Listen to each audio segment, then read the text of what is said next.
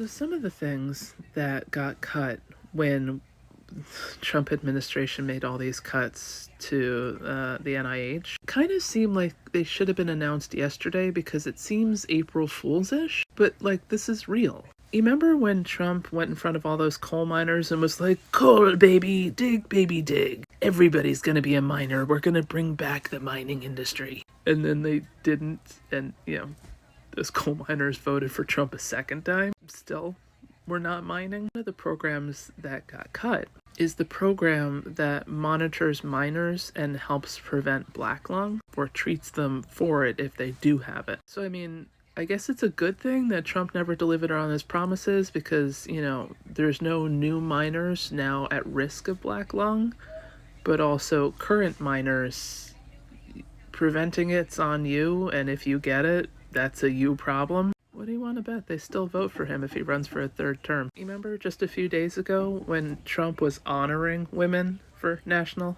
Women's History Month by calling himself the king of fertility? One of the programs that cut is the group that monitors national and global fertility issues.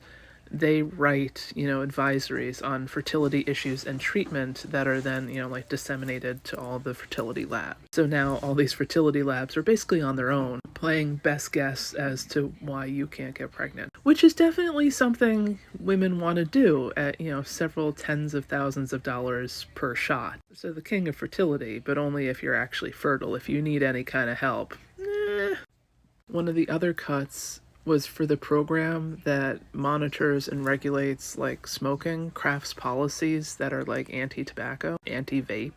People will look back at pictures from like the 20s and the 30s and they'll see like, factory working kids with cigarettes hanging out of their mouth, and it's kind of like, oh, you would never let a child smoke. Well, apparently we're headed back there. I mean, this is the agency that like, hey parents, vaping? Yes, pineapple scented. Gives you popcorn lung. Not good for your breathing future.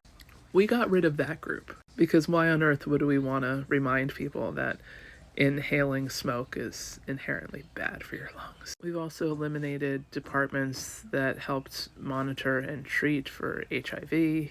Just untold research programs. Like, it just not one, group or agency, who's been asked about this. Even the governor of West Virginia was like, I don't think you understand how bad it is that we've gotten rid of the group that's going to help treat the thing that pretty much all minors have. It's just kind of unbelievable that we would do these. I mean, bad enough that RFK is like, well, vitamin A will stop whatever. Or like HIV doesn't really cause AIDS. One man's stupid opinion. But like, we can all agree, even minors agree that black lung is a thing and needs to be prevented. We just pulled the program for something that we all still agree is a thing.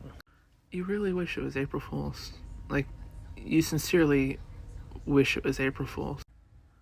This is just going to be so bad. It's going to be at least 3 years before we could possibly even bring back a program for like coal miners. So really 5 years. So in the next 5 years, we will do nothing to prevent black lung. For 5 years, essentially, we will do nothing to protect the population from understanding the damages of vaping and tobacco consumption. At the cost of tens, if not hundreds of thousands of dollars, we're going to let people go on a blind fertility journey, hoping against hope they have some kind of information. Remember when they said they wanted to roll us back to the 50s? It's becoming hard to argue they didn't mean the 1750s.